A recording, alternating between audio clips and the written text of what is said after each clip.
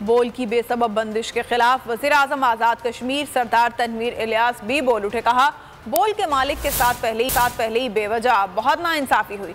हम फौरी तौर पर बोल पर से पाबंदी हटाने का मुतालबा करते हैं और बोल के माली नुकसान के अजाले का भी मुतालबा करते हैं।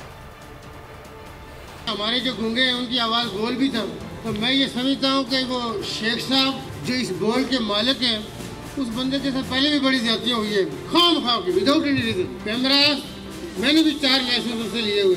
मैं ये कहता हूँ कि बाज आए, जंगल का कानून है, वो आप राजी है, वो जो करेंगे जंगल बने, तो मजम्मत करते हैं, ऐसे काम ना करें। बोल की पाबंदी की हम इंतहाई, आप लोग भी बड़ा बाबा से बुलंद कहेंगे मजम्मत करते हैं और हुकूमत पाकिस्तान से ये मुतालबा करते हैं कि फौरी तौर पे इससे पाबंदी हटाए और जो इनके माली नुकसान हो जो उसका अजाला करें। सबसे ज्यादा व्यूज, सबसे ज्यादा रील्स और सबसे ज्यादा रेटिंग के साथ बोल अब भी नंबर 1 पोजीशन पर बरकरार।